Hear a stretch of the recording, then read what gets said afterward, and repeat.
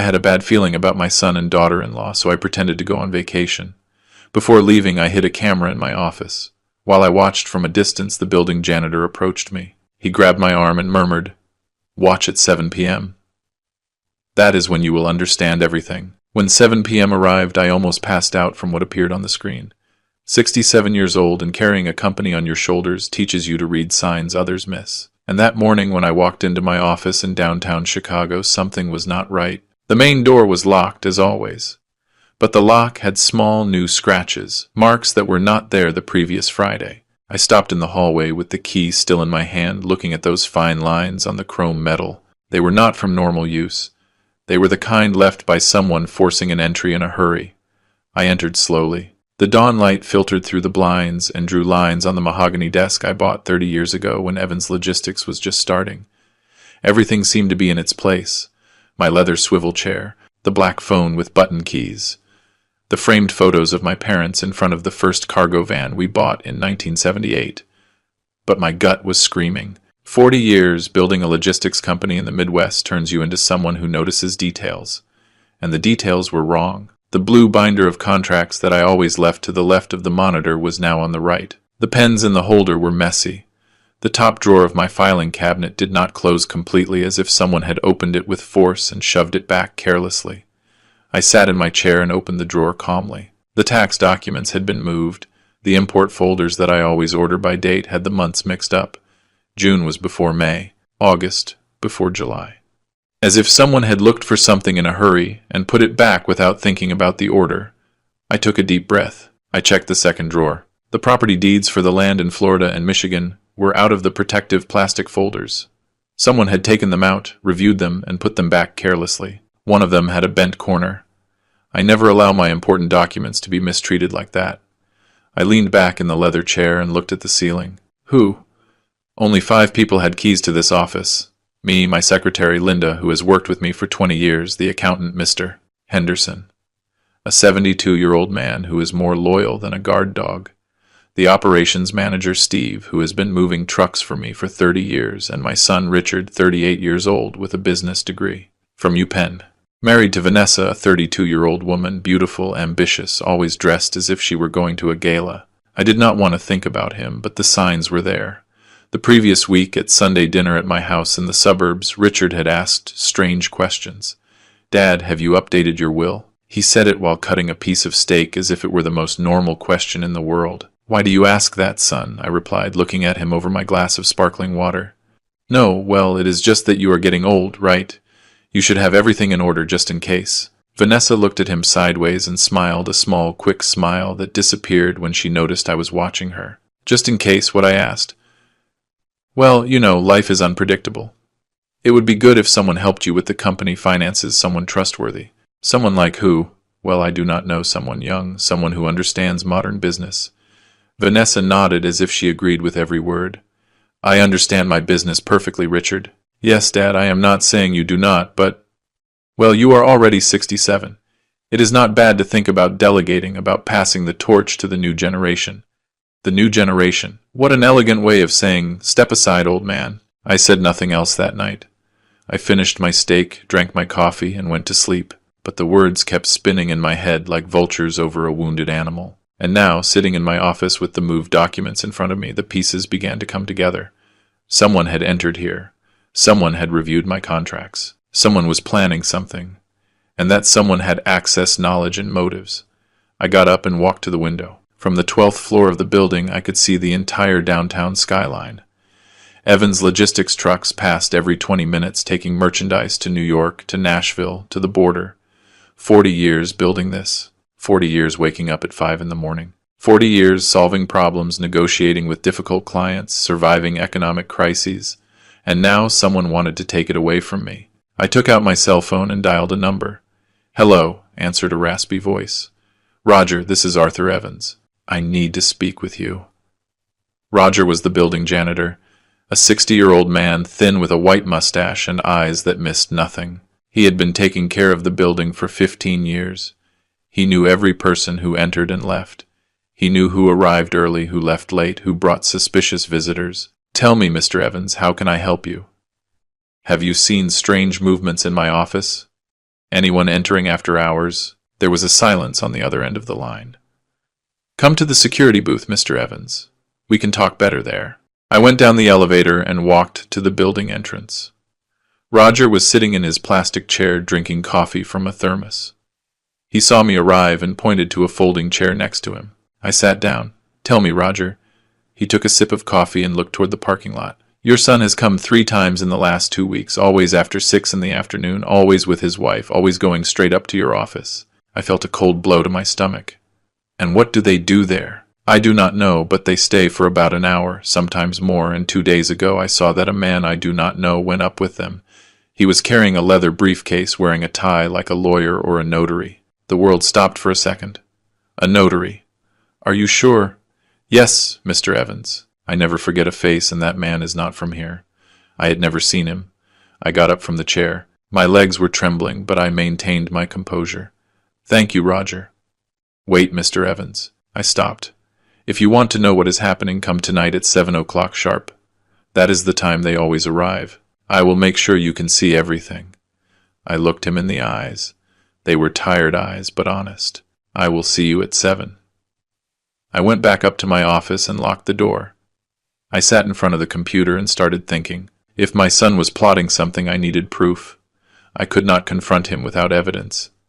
He would deny everything. Vanessa would back him up, and I would look like a paranoid old man who distrusts his own family. I needed to see what was happening. I needed a camera. I opened my laptop and searched the internet. I found an electronics store on Main Street that sold small security cameras the size of a lighter. They could be hidden anywhere and transmitted live video to a cell phone or computer. I left the office, drove to the store, bought the camera, and returned. I hid it behind the accounting books on the bookshelf facing my desk. From that angle, the camera could record everything that happened in the office. I connected it to the building Wi-Fi and configured the application on my cell phone. Perfect. Now came the hard part. I had to make them believe I was leaving. I called Richard. Hello, Dad. Son, I am calling to tell you that I am going to Florida for a few days. I need to rest. These last months have been heavy. To Florida. When are you leaving? Tomorrow morning. I am flying out. I rented a house on the beach. I will be away for about a week. I heard a murmur on the other side. Vanessa speaking to him in a low voice. Ah, that is great, Dad. You need to rest. You are not up for so much work anymore. You are not up for so much work anymore. Every word was a knife. Yes, son. I am not up for so much work anymore. That is why I am going to rest. Perfect. Enjoy, Dad. And do not worry about anything. I will take care of the company. Of course. You take care of everything. I hung up the phone and breathed deeply.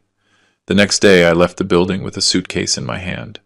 Roger saw me pass and gave me a discreet nod. I returned the gesture. I got into my truck and drove to a hotel downtown 10 blocks from the building. I rented a room on the 8th floor with a view of my office. From there I could see the windows of the 12th floor. I settled into the room. I opened my laptop. I connected the camera application. The image appeared on the screen. My empty office, the desk, the chairs, the filing cabinets, everything in silence. I waited. The hours passed slowly. 3 in the afternoon, 4, 5, 6. At 6:30 I went down to the hotel lobby and walked to my office building. Roger saw me arrive and opened a side door that led to the service stairs. Go up to the 11th floor, Mr. Evans. There is a window that looks directly into your office. From there you can see everything. I went up the stairs. My heart was beating fast. I reached the 11th floor and walked down the empty hallway to the window Roger had indicated. From there I could perfectly see the windows of my office on the floor above. I took out my cell phone. I opened the camera app. 6:55 p.m. My hands were sweating. 6:58 p.m. I heard the elevator opening on the floor above. Footsteps. Voices. 7 p.m. The door to my office opened, and what I saw on my cell phone screen froze my blood. Richard entered first. Then Vanessa. And behind them a man in a gray suit with a leather briefcase. A notary or crooked lawyer. They sat in front of my desk. Richard opened the drawer where I keep the property deeds. He took them out. He put them on the desk. The lawyer opened his briefcase and took out several documents. He spread them on the table. Vanessa spoke. I could not hear what she was saying, but her gestures were clear. She pointed to the documents. She pointed to the contracts. She smiled. Richard nodded. The lawyer took out a pen, and then I saw something that broke my soul. Richard took one of the documents. He signed it, with my name, with my signature, forged. The lawyer checked the signature. He nodded. He stamped the document. Vanessa clapped. The three hugged. I stood paralyzed. My son, my own son. He was forging my signature. He was selling my company behind my back. My legs trembled. I leaned against the wall. The cell phone almost fell from my hands, but I did not look away from the screen, because I needed to see everything. I needed to know exactly what they were doing. The lawyer took out more documents. He put them in front of Richard. And then I heard something, not through the camera, but through the window. Vanessa was talking loudly, so loudly that her voice went through the glass. When we send him to the lake house, the process begins. When we send him to the lake house, when no, yes, when. As if it were already decided. As if I were a hindrance that had to be removed from the path. Richard laughed. A laugh I had never heard from him. Cold. Calculating. In 2 weeks this is ours. The lawyer closed his briefcase. The three left the office. I heard their footsteps moving away down the hall. The elevator opening. Closing. Silence. I stayed there in front of the window, holding my cell phone, watching the recording over and over again. My son. My blood. The boy I carried in my arms. The boy I took to play football on Sundays. The boy whose college tuition I paid. The boy I trained to one day take my place in the company. That boy now wanted to bury me alive. I went down the stairs slowly. Roger was waiting for me in the booth. "Did you see it, Mr. Evans?" I nodded. I could not speak. My throat had closed up. "I am very sorry," Roger said, "but it was important that you knew." "Thank you," I managed to say. I left the building and walked down Main Street aimlessly. The lights of the cars passed by me. People walked fast, hurried, living their lives. And I was there in the middle of it all with a broken heart and a burning mind. Because one thing was certain. If they wanted to play dirty, I was going to teach them how the game is really played. 40 years in business had taught me something Richard never learned. In this world, the youngest does not win. The one who wins is the one who knows how to wait, the one who plans, the one who strikes when the enemy lowers his guard. And I was going to strike hard. That night I did not sleep. I stayed in the hotel room, sitting on the edge of the bed, watching the recording over and over on my laptop. Every gesture of Richard, every smile of Vanessa, every movement of the lawyer, the forged signature, the property deeds for the land in Florida and Michigan spread out on my desk as if they were poker cards. Vanessa's words resonated in my head like church bells. When we send him to the lake house, the process begins. When? No. Yes. When? As if I were an old piece of furniture that had to be taken out of the house to make space. As if my 67 years of life, 40 of them building Evans Logistics, were worth nothing. I got up from the bed and walked to the window. From the 8th floor of the hotel, I could see the lights of Chicago extending like a golden sea to the horizon. Millions of people sleeping peacefully. Millions of families under the same roof, trusting each other. And me here hiding in a hotel, spying on my own son. What irony. I spent my whole life teaching him values, respect, honesty, hard work. I taught him that a man builds his destiny with his hands, not with lies. That a man's word is worth more than any signed contract. And what did he do with those lessons? He threw them in the trash, just like he was doing with me. I closed my eyes and took a deep breath. The pain was real, physical, as if someone had put a hand in my chest and was squeezing my heart. But along with the pain, something else was growing. Something cold, something hard. Rage. Not the explosive rage that makes you scream and break things. The other kind. The rage that makes you think, plan, act with precision. I sat in front of the laptop and opened a new document. I started writing everything I knew. Facts. Richard and Vanessa entered my office 3 times in the last 2 weeks. They brought a lawyer. Richard forged my signature on legal documents. They are planning to take control of the company. The plan includes sending me to the lake house to start the process. They mentioned a deadline. 2 weeks. Questions. What documents did Richard sign? Who is the accomplice lawyer? Who are they planning to sell the company to? How do they plan to legally justify the transfer? What does sending him to the lake house mean? That last question gave me chills. It could not be literal. Or could it? Were they planning to do something to me? No, I knew Richard. He was ambitious, treacherous, a liar, but he was not that. Or was he? Did I really know my son, or had I been living with a stranger all these years? I closed the laptop and took my cell phone. I searched my contacts until I found the name I needed. Attorney George Miller. My lawyer. One of the best corporate lawyers in the state. 62 years old. Silver hair. Italian suits. A mind sharp as a razor. I had known him for 30 years. He had handled all the important contracts for Evans Logistics. He knew every detail of the legal structure of my company. If anyone could help me, it was him. But it was 2 a.m. I could not call him now. I would have to wait until dawn. I lay in bed, but I could not close my eyes. Every time I tried, I saw Richard's face signing those documents, Vanessa's face clapping, the lawyer's face stamping the betrayal. At 6 a.m, I got up, showered, and dressed in one of my gray suits. If I was going to face this, I would do it like the businessman I am, not like a victim. At 8 o'clock sharp, I called George. "Hello," he answered with his deep and deliberate voice. "George, this is Arthur Evans. I need to see you urgently." There was a pause. "What happened, Arthur?" "I cannot talk about it on the phone. We can meet at your office." "Sure. What time?" "Can you do it now?" Another pause. "Give me an hour." "I will see you at 9. I will be there."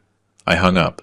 I left the hotel and walked 3 blocks to a diner I have known for 20 years. I ordered a black coffee and some eggs. I was not hungry, but I needed to eat something. My stomach burned from pure tension. At 10 to 9, I arrived at the building where George has his office. 15th floor office with a view of the river. His secretary recognized me immediately. "Mr. Evans, please go in. The attorney is waiting for you." I entered the office. George was sitting behind his dark wood desk, reading some documents. He looked up and motioned for me to sit. "You look terrible, Arthur." "I feel worse. What happened?" I took out my cell phone, opened the camera app, and showed him the recording. George put on his glasses and watched the screen in silence. 2 minutes. 3. 5. When it finished, he took off his glasses and leaned back in his chair. "This is fraud. Forgery of documents. And if what they plan involves declaring you mentally incapacitated to take control of your assets, it is also elder financial abuse." "How serious is it?" "Very serious. We are talking about federal crimes. They could go to prison." I felt a knot in my stomach. Prison. My son. In prison. George looked at me fixedly. "But before we get to that, we need to understand exactly what they are planning. I need to see the documents he signed. I need to know who that lawyer is. And I need to know who they are selling the company to." "How do we find that out?" "By letting them continue." I looked at him without understanding. "What?" "If you stop them now, they will deny everything. They will say you were confused, that you misinterpreted what you saw, that the recording shows nothing illegal, and without stronger evidence, it will be your word against theirs. But I have the recording. The recording shows that they entered your office and reviewed documents. That is not illegal. He has a key. Technically, he has the right to be there. The only thing we could prove is that he signed something, but without seeing what he signed, we cannot accuse him of forgery. So, what do I do?" George leaned forward. "You let them go ahead with their plan. But you get ahead. You block everything they can use against you. You secure your company. And when they make their final move, you catch them red-handed, with irrefutable proof. How? First, we are going to authenticate your signature at a legitimate notary public. We are going to put on record that any document signed after today without your physical presence is false. Can that be done? Not only can it be done, it must be done. It is a legal protection that any businessman with your level of assets should have. We are going to do it today. What else? Second, we are going to transfer the company to a trust. A legal trust where you are the sole beneficiary. That way, even if they forge your signature on sales documents, those documents will have no validity because the company will no longer be in your name. It will be in the trust. And won't that raise suspicions? Outwardly, nothing will change. The company will continue operating the same. The employees will notice nothing, but legally it will be armored. No one will be able to sell it, transfer it, or mortgage it without your physical and personal authorization before a notary. How long does it take to do that? If we start today 1 week, they mentioned 2 weeks. Perfect. That gives us time. And then you wait. You let them believe their plan is working. And when they make their final move, when they present the forged documents, when they try to close the sale, that is when you stop them. With all the evidence. Before the authorities, before the district attorney, before a judge. I remained silent, processing everything. It was a solid plan. Cold. Calculated. Exactly what I needed. Is there anything else? I said. What? Vanessa said something in the recording. When we send him to the lake house, the process begins. What does that mean? George frowned. Do you have property by the lake? A house in Michigan. I bought it 10 years ago for vacations. Is it in your name? Yes. Does Richard have access? He has keys. But the deed is in my name. George stood thinking. It is possible they are planning to make you sign a power of attorney while you are there. A remote place, far from your circle of trust, far from your lawyers. They take you, they make you sign documents, and when you return to Chicago, you are no longer the owner of anything. My stomach churned. And if I refuse to sign, then they will look for another way. They could forge more documents. They could try to declare you incapacitated. They could invent that you have mental health problems. With the right doctors and the right documents, it is possible. Is it that easy to take everything from someone? If the victim does not protect themselves, yes. That is why it is important that we act fast. I got up from the chair. Let's start today. George nodded. Give me 2 hours to prepare the documents. At 11, I will see you at Notary Public number 7. It is a notary I know well. The notary is completely trustworthy. I left his office and went down to the street. The morning sun hit the asphalt hard. The city kept moving. Cars, trucks, people walking fast with their cell phones in hand, all living their normal lives. And I was here in the middle of a war I never asked for, walking aimlessly for a few minutes. I needed to clear my mind. I needed to think. How had I reached this point? At what moment did I lose my son? Was it when I put him in business school? Was it when he met Vanessa? Was it when I started giving him responsibilities in the company? Or was it before? Was it when his mother died 10 years ago and I locked myself in work so as not to face the pain? Was it when I stopped asking him how he was and only asked him how the company numbers were? Was it when I turned him into an employee and stopped treating him like my son? The questions burned me, but the answers did not matter. What mattered was the present. And in the present, Richard had chosen his path and I had to choose mine. At 11 o'clock sharp, I arrived at Notary Public number 7. George was already there with a folder full of documents. The notary was a 50-year-old man, thin with glasses and a brown suit. Mr. Evans, it is a pleasure, he told me, extending his hand. The pleasure is mine. We sat in his private office. George spread the documents on the desk. Mr. Evans, these are signature authentication documents. What we are going to do is simple. You are going to sign these papers in my presence, in the presence of the notary, and in the presence of 2 witnesses. We are going to record your official signature, and we are going to declare that any document signed outside of this procedure without your verified physical presence will be considered false. Perfect. I signed every document. The notary stamped every page. The witnesses signed too. Everything was recorded. Ready, said the notary. From this moment on, if someone presents documents with your signature and you were not present to sign them, those documents are legally void. And if they already signed something with my forged signature, those documents will also be void, and the person who presented them will face criminal charges. I nodded. First step completed. Now for the trust, said George. We spent the next 4 hours at the notary preparing the documents to transfer Evans Logistics to a private trust. It was a complex process, but necessary. At the end of the day, the company was protected, legally armored. No one could touch it without my physical and personal authorization.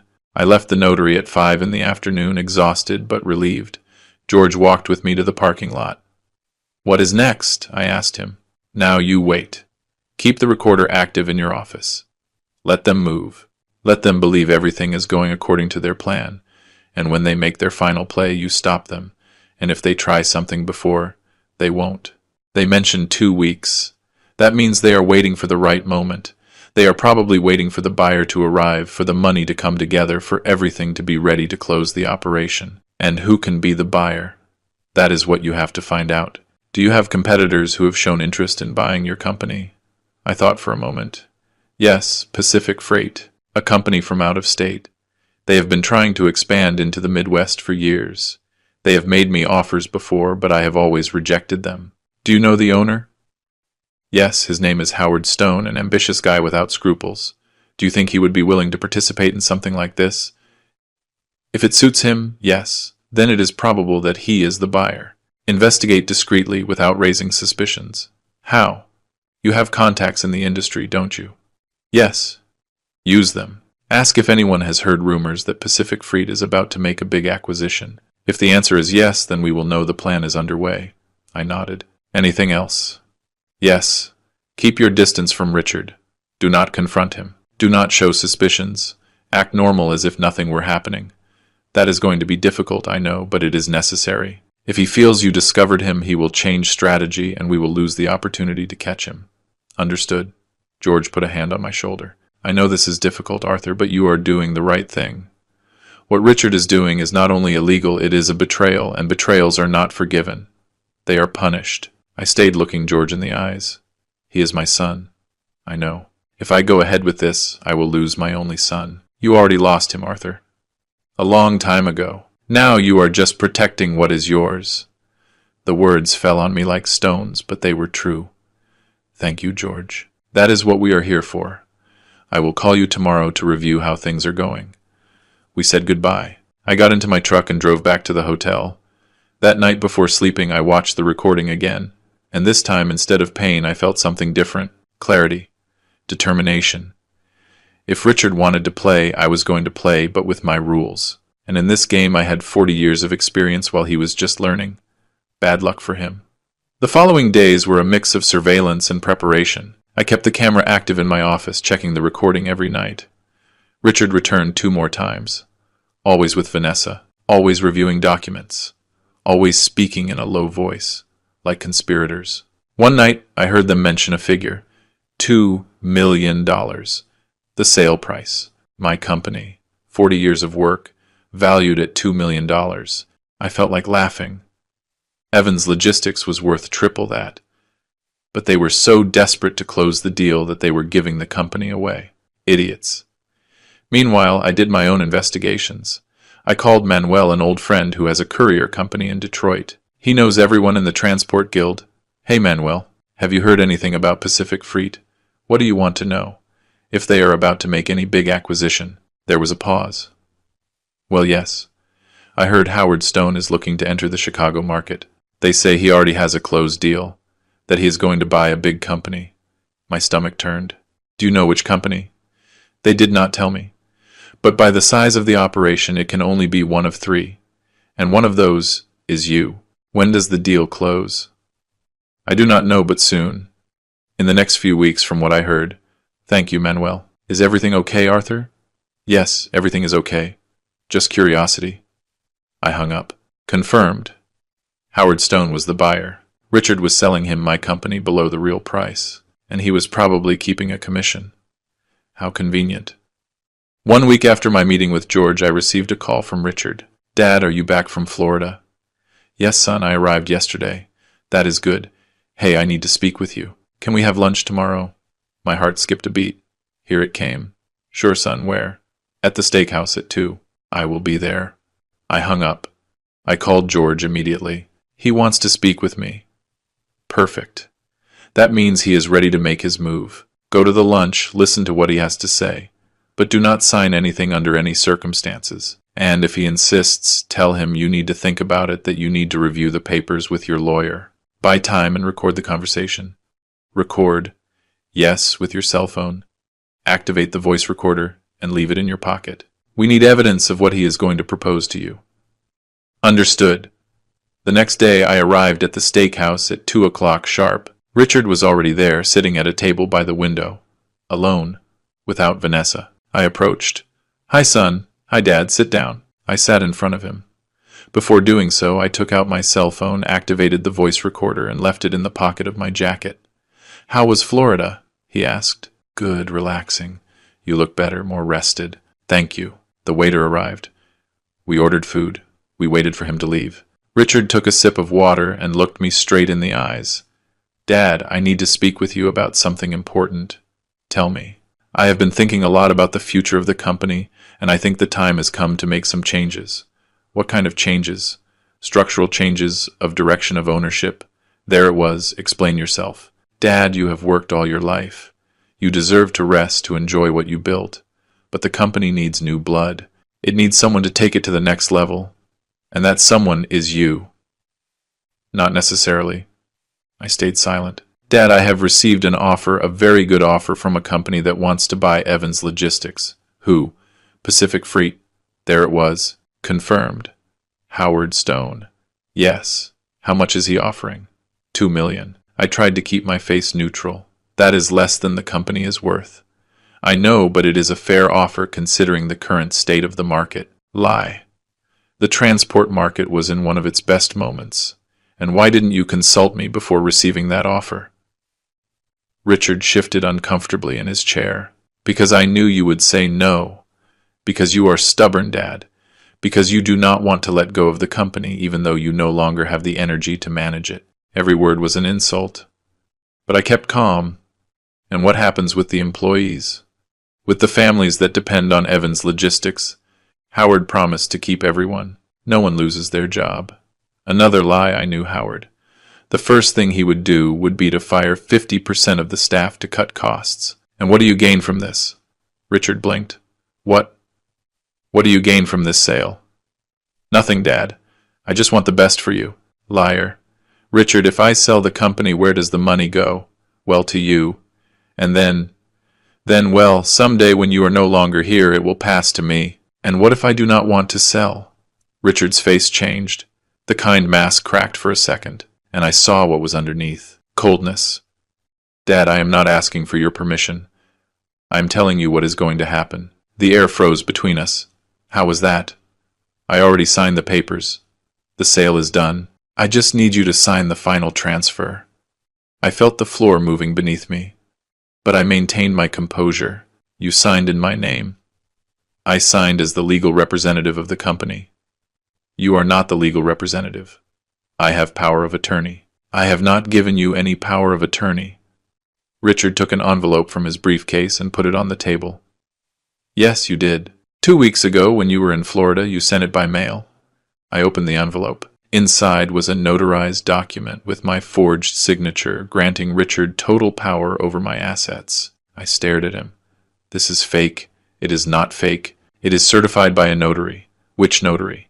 That does not matter. It does matter. Because that notary is going to end up in jail along with you. Richard laughed. A dry laugh. Without humor. You are not going to do anything, Dad. Because if you try to fight this, I am going to declare you incapacitated. I am going to bring doctors to certify that you are no longer right in the head. That you suffer from dementia. That you cannot handle your own affairs. I remained silent, processing, assimilating. My son was threatening me, openly, shamelessly. This is what is going to happen, continued Richard. You are going to sign the final transfer. You are going to accept the money from the sale, and you are going to retire quietly to your house in Michigan. You are going to live comfortably the rest of your life, and no one has to get hurt. And if I refuse, then things get ugly. And believe me, Dad, you do not want things to get ugly. I looked him in the eyes, and I saw a stranger. Who are you? Richard got up from the chair. I am the future, and you are the past. The faster you accept it, the better for everyone. He left $100 on the table to pay for the food, and he left. I stayed sitting there, alone, with the envelope in my hands. The cell phone kept recording in my pocket. Everything, every word, every threat, every confession. I took out the cell phone and stopped the recording. I saved it. I backed it up to the cloud, and I called George. He already made his move. What happened? I told him everything. When I finished, George whistled low. This is better than I expected. Better. He just confessed everything to you. He just threatened you. And you have it recorded. This is enough to sue him criminally. What is next? Now we wait. He thinks he won. That he scared you. That you are going to sign. But you are not going to do anything. And when he presents the fake documents to close the sale, that is when we catch him. When will that be? Soon. Very soon. If he already signed the preliminary papers, the closing must be days away. And meanwhile, you prepare yourself. Because when this explodes, it is going to explode hard. I hung up. I stayed sitting in the restaurant looking out the window. People walked by. Cars. Life. And me here in the center of a storm. But this time I controlled the wind. The next 3 days were the longest of my life. Every hour felt like an eternity. Every minute dragging like a funeral procession. I stayed at the hotel watching the camera in my office, waiting for Richard's next movement. George called me twice a day to check progress. Anything new? Nothing yet. Have patience. They are waiting for the perfect moment. But patience was never my strength. 40 years building a business taught me to act, not to wait. However, this time I had no choice. I had to let Richard sink himself. The afternoon of the third day, something changed. I was checking the camera when I saw Richard enter my office. This time he did not come alone. He came with Vanessa, with the accomplice lawyer, and with a man I recognized immediately. Howard Stone, the owner of Pacific Freight. A 50-year-old man, fat with a thick mustache and gold rings on both hands. The kind of man who smells of dirty money from afar. They sat around my desk, as if it were theirs. The lawyer extended documents on the table. Howard reviewed them carefully. Richard pointed to specific parts, explaining something I could not hear from the camera. Vanessa smiled, that smile that gave me nausea. My cell phone vibrated. A message from George. "Are you seeing this?" I had given him access to the live stream of the camera. "Yes," I replied. "That is Howard Stone, right?" "Yes." "Perfect, they are closing the deal. This is what we needed." "What do I do?" "Nothing. Just watch. And record everything." I left the cell phone aside and concentrated on my laptop screen. Howard took a pen from his jacket. He signed several documents. The lawyer stamped every page. Richard signed after. With my name. With my forged signature. Again and again and again. Every signature was a blow to the stomach, but I forced myself to keep watching. I needed to see everything. I needed to know exactly what they were doing. After signing, Howard took a thick envelope from his briefcase. He opened it. Inside were bundles of bills. He put them on the desk. Richard counted them quickly. He nodded. Howard extended his hand. They shook hands. And just like that, in less than 20 minutes, my company had been sold. 40 years of work, sold as if they were a used car. I felt like I was running out of air. I got up from the chair and walked to the hotel window. I opened the window wide and breathed deep. The fresh afternoon air hit my face. I closed my eyes. I counted to 10. I breathed again. And when I opened my eyes, the rage had turned into something different. Into determination. Into absolute clarity. Now I had everything I needed. I called George. "I have it all recorded. Perfect. Download the video. Save it in 3 different places. Cloud, hard drive, USB drive. We cannot risk losing it." "Understood. Now comes the hard part." "What part?" "Tomorrow they are going to present the signed documents before the corresponding authorities to make the property transfer official. They are going to go to the recorder of deeds. They are going to register the sale. And at that moment, you are going to appear. Appear. Yes, with all the documents we prepared. With the recordings. With the proofs of forgery. And with a criminal complaint." "A complaint?" "Yes, Arthur. This is no longer a civil matter. It is criminal. Fraud. Forgery of documents. Asset theft. Your son is going to face criminal charges." The words fell on me like stones. Criminal charges. "My son, George, I just want to recover my company." "I know. But the law does not work like that. If you present the evidence, the authorities have the obligation to act. You cannot report only the part that suits you. It is all or nothing." "Does that mean Richard is going to go to prison?" "Possibly. Depends on the judge, depends on the prosecution. But yes, it is a real possibility." I remained silent. Processing. "Arthur, I know this is difficult, but you have to understand something. What Richard did is not a mistake. It is not a bad decision. It is a crime. A serious crime. And if you let it pass, you do not just lose your company. You are telling him that he can do whatever he wants without consequences. He is my son, and he chose to betray you. He made that decision.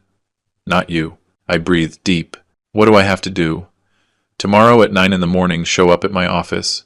We are going to go together to the district attorney to file the complaint. Then we go to the recorder's office. And when Richard arrives there with his fake documents, the police will be waiting for him. And Howard Stone. Him too. If he participated in the purchase knowing that the documents were fake, he is an accomplice. He faces the same charges. And the lawyer, that one is going to lose his license and probably face charges too. Notarizing fake documents is a serious offense. And Vanessa, if she participated actively in the fraud, she also faces consequences. I felt a huge weight on my shoulders. George, this is going to destroy my family. Your family is already destroyed, Arthur. Richard took care of that. He was right. I knew it, but it hurt to hear it. I see you tomorrow at 9. I will be there. I hung up. I sat on the edge of the bed. The hotel room suddenly felt small, suffocating. I got up and went out to walk. I went down to the street and walked aimlessly through downtown Chicago. The lights of the businesses illuminated the sidewalks. Street vendors shouted their products: hot dogs, pizza, pretzels. Life followed its normal course, and I here in the middle of a nightmare. I reached the plaza. It was full of people, tourists, families, children running. I sat on a bench in front of the fountain, and for the first time in 3 days, I let the emotions catch up with me. I did not cry. I did not scream, but I felt the full weight of what I was about to do. Tomorrow my son was going to be arrested. Because of me. Well, no. Because of him. He made the decisions. He forged the documents. He sold my company behind my back. I was just protecting what was mine. But still, he was my son. The boy I carried in my arms when he was born. The boy I taught to ride a bicycle. The boy who cried in my arms when his mother died. At what moment did that boy become this? At what moment did I lose the ability to see him? At what moment did he stop being my son and become my enemy? The questions had no answer. Or maybe yes. Maybe the answer was simple. I never lost him. Simply, I never had him. Maybe he was always like this.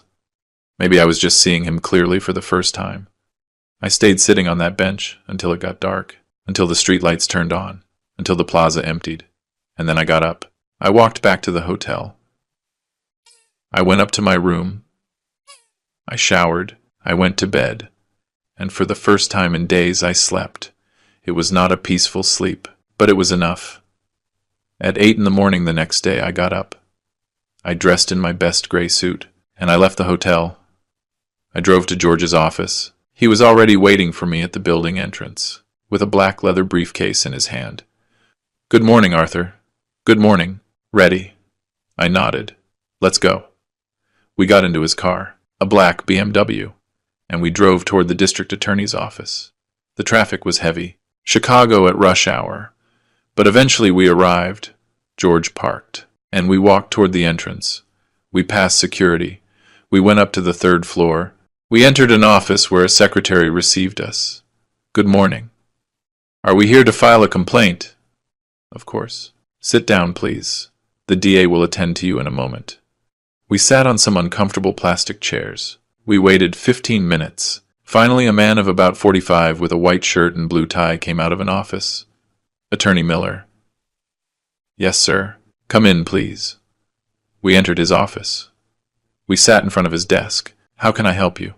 George opened his briefcase and took out all the documents, the recordings, the proofs of signature forgery, the trust documents, the notary authentications, the hidden camera video. He put everything on the desk.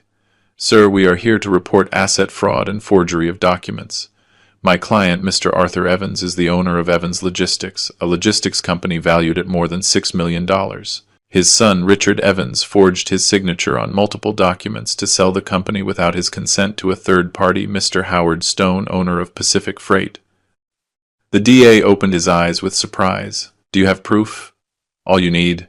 George showed him the video. The DA watched it completely in silence. When it finished, he leaned back in his chair. "This is serious. We know. Where is the son now? We believe that in the next few hours he will present himself at the Recorder of Deeds to register the sale. That is where we plan to intercept him." The DA nodded. "I am going to issue an immediate arrest warrant, and I am going to send agents to the Recorder's office. If he shows up there, they will detain him." "Perfect. Mr. Evans, are you sure you want to proceed with this? It is your son." I looked him straight in the eyes. I am sure. The DA nodded. Understood. I am going to open the investigation file immediately. I ask you to leave all the evidence here and to be available to testify when necessary. Of course. We left the DA's office an hour later. Everything was in motion. There was no turning back. Now what? I asked George while we walked to his car. Now we go to the recorder's office. And we wait. We drove to the county recorder's building, a gray 3-story building in the city center. We arrived at 11 in the morning. We parked on the street with a view of the main entrance. How long are we going to wait? I asked.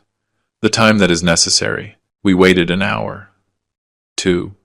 At 1 in the afternoon, George went out to buy sandwiches and sodas. We ate in the car. We kept waiting. At 2:30, my cell phone vibrated. A message from an unknown number. Dad, I know what you are doing. Do not make a mistake you are going to regret. It was Richard. How did he know? I showed the message to George. Someone warned him. Maybe the lawyer. Maybe someone at the registry. It does not matter. Let him know that does not change anything. Do you think he will come? I do not know. But if he does not come today, he will come tomorrow. Or the day after. Eventually he has to register the sale. Without that registration, the transfer is not legal. Another message arrived. We can fix this. Let's talk you and me without lawyers. I did not respond. George looked at me. Do not answer him. Do not give him information. Let him get desperate. I put the cell phone away. We kept waiting. At 3:15, a silver car parked in front of the building. Richard got out of the driver's seat. Vanessa got out of the passenger seat. The lawyer got out of the back seat. The 3 walked toward the building entrance. There they are, I said. George dialed a number on his cell phone. Sir, they arrived. They are entering the building. He hung up. The agents are already inside, waiting. My heart was beating so hard I could feel it in my temples. Richard, Vanessa, and the lawyer entered the building. 5 minutes passed. 10, 15, and then the doors of the registry burst open. 2 police officers came out, with Richard in handcuffs, with the lawyer in handcuffs. Vanessa walked behind, also in handcuffs. The 3 were screaming. Richard struggled. This is a mistake. Let me go. I am innocent. Vanessa was crying. We did nothing wrong. This is abuse. The lawyer said nothing. He just walked with his head down, defeated. They put them in a patrol car. The patrol car took off. They were gone, and I stayed there sitting in George's car watching them take my son away. My hands were trembling, my stomach burned, my throat closed up. Are you okay? Asked George. I did not respond. I could not. Arthur, breathe. I breathed. Once, twice, 3 times. Slowly the trembling calmed down. You did the right thing, said George. I nodded. I know, but knowing I did the right thing did not make it hurt less. That night I returned to the hotel, but I could not stay in the room. The space felt too small, too silent. I went out to walk again. This time I went toward the lakefront park, a place where I used to take Richard when he was a child. We sat on the benches by the lake. We ate ice cream. We watched the ducks swim. He asked me things. Dad, why is the sky blue? Dad, do ducks feel cold in the water? Dad, will you always be here? Always. That is what I promised him, that I was always going to be there for him. And I kept that promise. Until today. Today I was the one who sent him to jail. I sat on the same bench where we used to sit. The park was almost empty. Only some night joggers. Some couples walking. The lake was still. The ducks slept on the shore. I took out my cell phone. There were several messages. One from George. I already spoke with the DA. Richard was detained at the central booking. Tomorrow they present him before the judge. The bail is going to be high. He probably cannot pay it.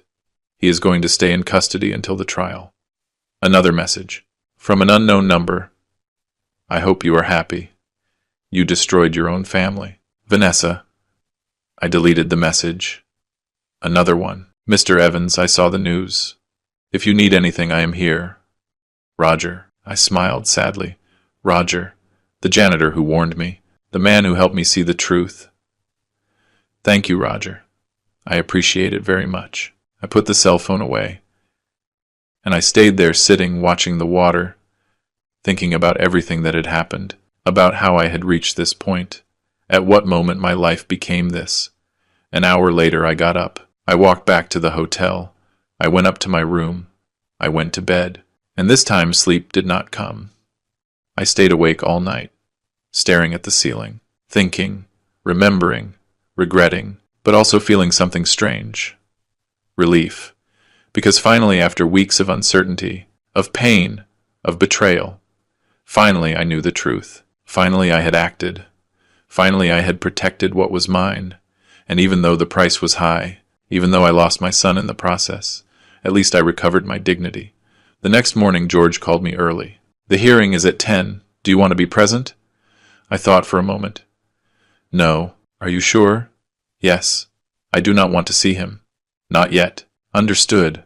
I will be there. I will call you when it finishes." "Thank you, George." I spent the morning at the hotel, watching the news, drinking coffee, waiting.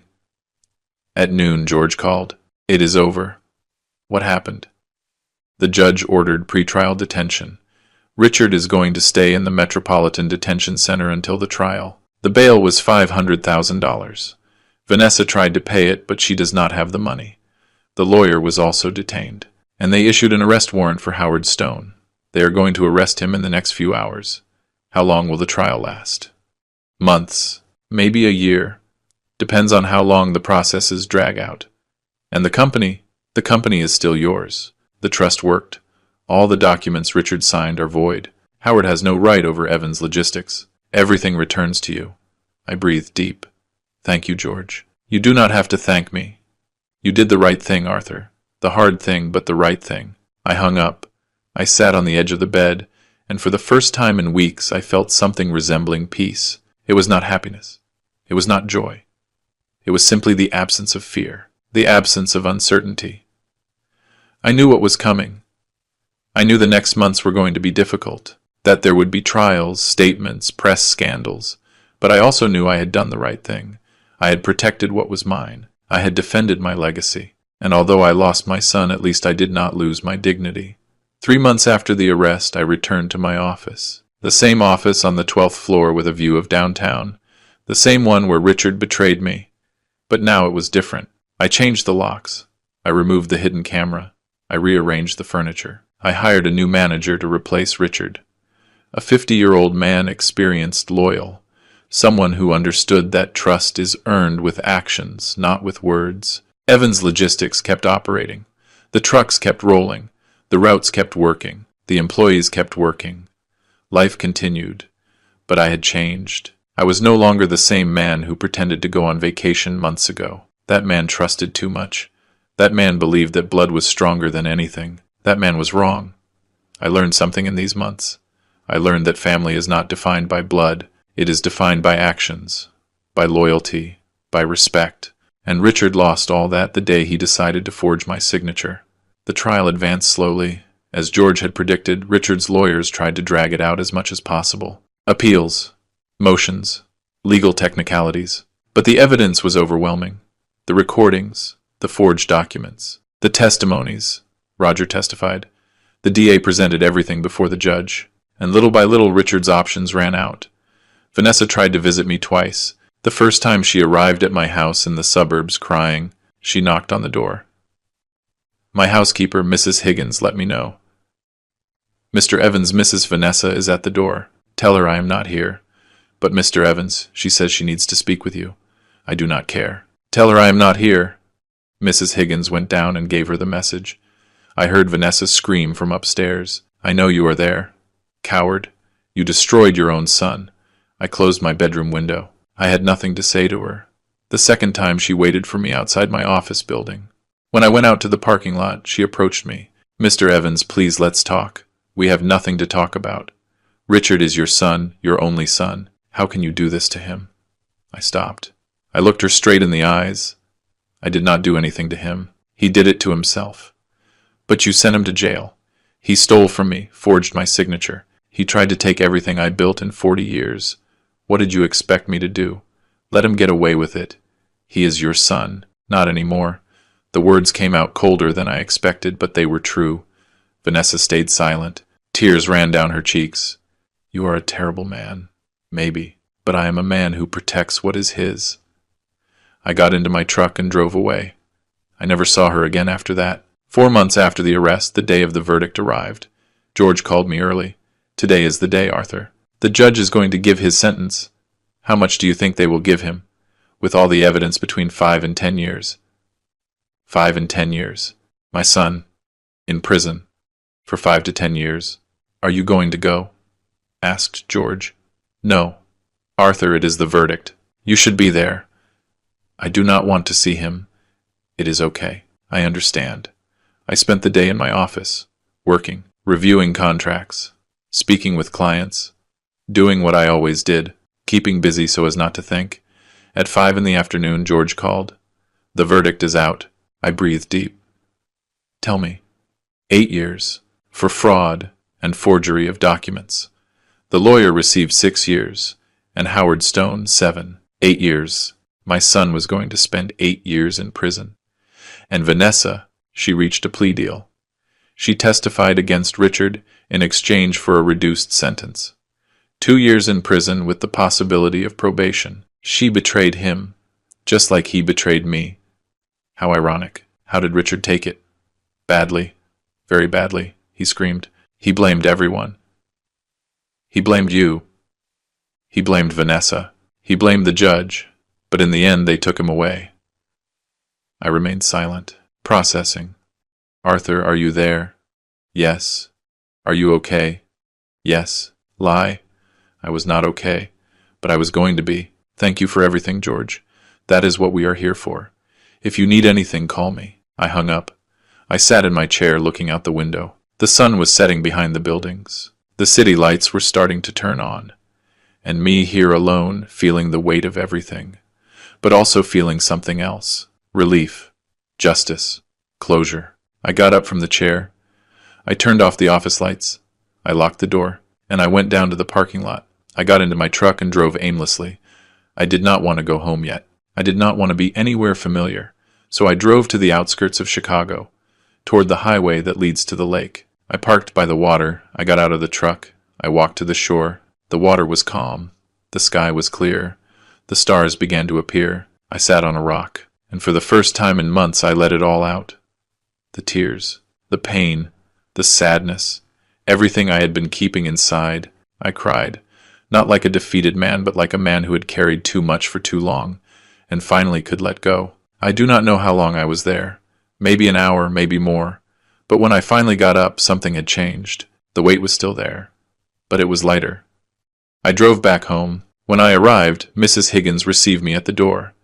Mr. Evans, have you had dinner? No, Mrs. Higgins, but I am not hungry.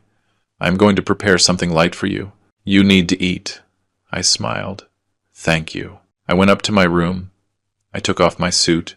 I put on comfortable clothes. I went down to the kitchen. Mrs. Higgins had prepared chicken soup. I sat at the table. I ate slowly. And for the first time in months, the taste of food was not bitter.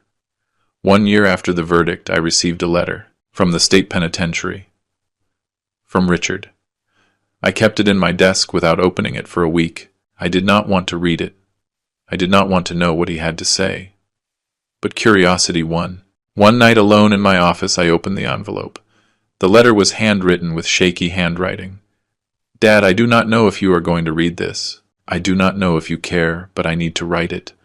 I have had a lot of time to think in here, a lot of time to reflect on what I did, on the decisions I took. And you are right. I did everything wrong. I betrayed you. I stole from you. I disrespected you. And the worst part is that I did it consciously. It was not a mistake.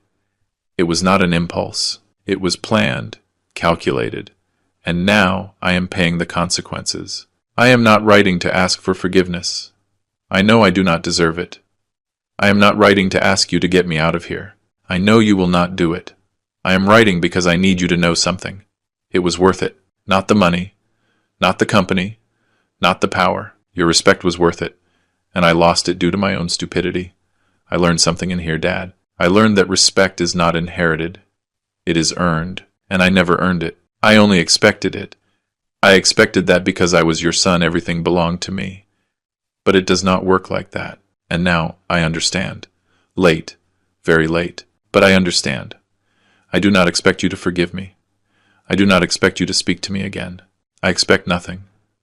I just want you to know that despite everything, I respect you, more than I ever respected you when I was outside. Take care, Dad. Richard. I folded the letter. I put it in my desk drawer. And I did not answer. Maybe someday I would, maybe not. But for now, I had nothing to say.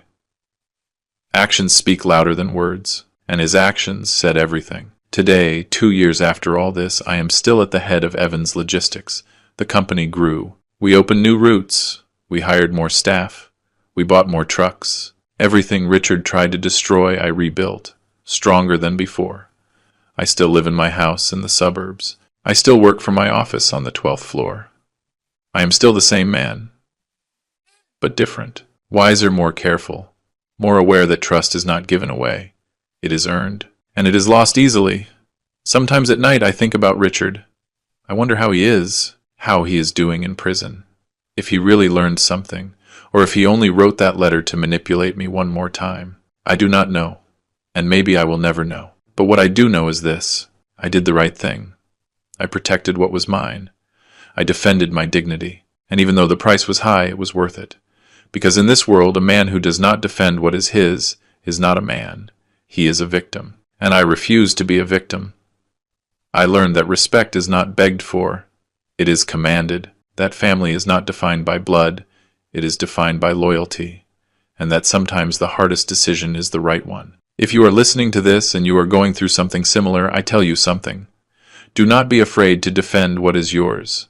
Do not be afraid to set boundaries, even if it is with your own family, because in the end, the only thing you really have is your dignity, and that no one can take away from you, unless you allow them to.